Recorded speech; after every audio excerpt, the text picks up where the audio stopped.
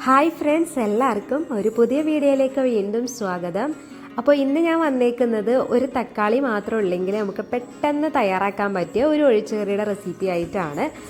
അപ്പോൾ ഇത് ഭയങ്കര സിമ്പിളാണ്, അതുപോലെ അത്യാവശ്യം നല്ല ടേസ്റ്റി ആയിട്ടുള്ള ഒരു കറിയും കൂടെയാണ്. നമുക്ക് ഈ ഒരു കറി ഉണ്ടെങ്കിൽ ചോറിൻ്റെ കൂടെ നമുക്ക് വേറെ ഒന്നും ഉണ്ടാക്കേണ്ട ആവശ്യം വരുന്നില്ല. അപ്പോൾ ഇതെങ്ങനെ തയ്യാറാക്കാൻ നോക്കാം. ഞാനിവിടെ ഒരു ചട്ടി വെച്ച് കൊടുത്തിട്ടുണ്ട്. അതിലോട്ട് 2 ടേബിൾ സ്പൂണോളം വെളിച്ചെണ്ണ ഒഴിച്ച് ചൂടാക്കുകയാണ്. വെളിച്ചെണ്ണ ചൂടായി കഴിയുമ്പോൾ നമുക്ക് അതിലേക്ക് 1.5 സ്പൂണോളം കടുക് ചേർത്ത് പൊട്ടിക്കാം.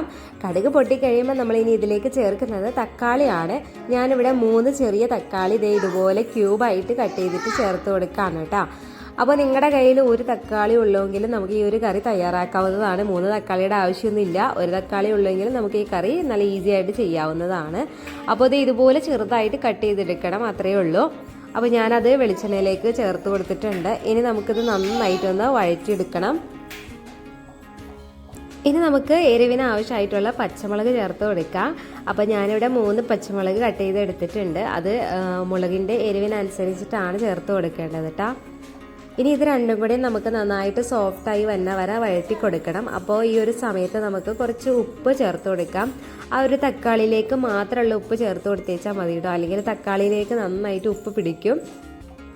ഇനി ഇത് നന്നായിട്ട് വഴന്ന് വരട്ടെ, അതുവരെ നമുക്ക് വെയിറ്റ് ചെയ്യാം. ആ സമയം കൊണ്ട് നമുക്ക് ഇതിലോട്ടുള്ള അരപ്പ് തയ്യാറാക്കി എടുക്കാം.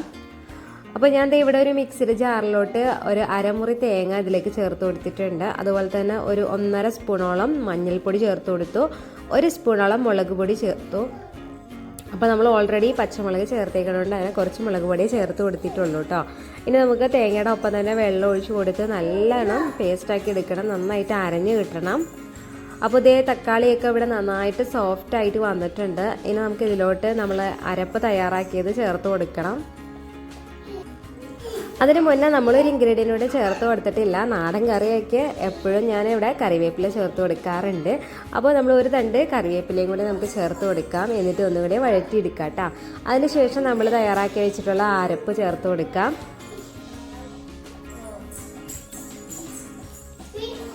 അപ്പോൾ നമ്മുടെ അരപ്പ് ഇവിടെ നന്നായിട്ട് അരിഞ്ഞ് കിട്ടിയിട്ടുണ്ടായിരുന്നു. അത് നമുക്ക് ഇതിലേക്ക് ചേർത്ത് കൊടുക്കാം. എന്നിട്ട് നമുക്ക് ആ മിക്സിയുടെ ജാറ് നന്നായിട്ടൊന്ന് കഴുകിയിട്ട് ആ വെള്ളം ഇതിലേക്ക് ഒഴിച്ചു കൊടുക്കാം കേട്ടോ. അപ്പോൾ നമ്മൾ ഈ ഒരു കറി തക്കാളി ചേർത്തേക്കണോണ്ട് തന്നെ നമ്മൾ തിളപ്പിക്കുന്നില്ല, അന്നേരം ഈ കറി പിരിഞ്ഞ പോലെ ആകും. അപ്പോൾ അതുകൊണ്ട് തന്നെ നമുക്ക് എത്ര ഗ്രേവി വേണോ അതിനുള്ള വെള്ളം ചേർത്ത് കൊടുത്തേച്ചാൽ മതി. ഇവിടെ നമ്മൾ വെള്ളം വറ്റിച്ചെടുക്കുന്നൊന്നുമില്ല കേട്ടോ.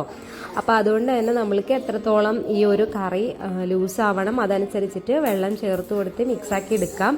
പിന്നെ ആവശ്യത്തിന് ഉപ്പും ചേർത്ത് കൊടുക്കാം കേട്ടോ. അപ്പോൾ നമ്മുടെ കറി ഇവിടെ തിള വരുന്നുണ്ട്. അതിന് മുന്നേ നമുക്ക് ഫ്ലെയിം ഓഫ് ചെയ്യാം. ചട്ടി ആയതുകൊണ്ട് തന്നെ പെട്ടെന്ന് തന്നെ നമ്മൾ ഫ്ലെയിം ഓഫ് ചെയ്യണം കേട്ടോ. അപ്പോൾ ഇത്രയേ ഉള്ളൂ, ഭയങ്കര സിമ്പിളാണ്. നിങ്ങൾക്ക് മനസ്സിലായല്ലോ. തക്കാളി ഉണ്ടെങ്കിൽ പോലും നമുക്ക് നല്ലൊരു കറി ചോറിന് തയ്യാറാക്കിയെടുക്കാം.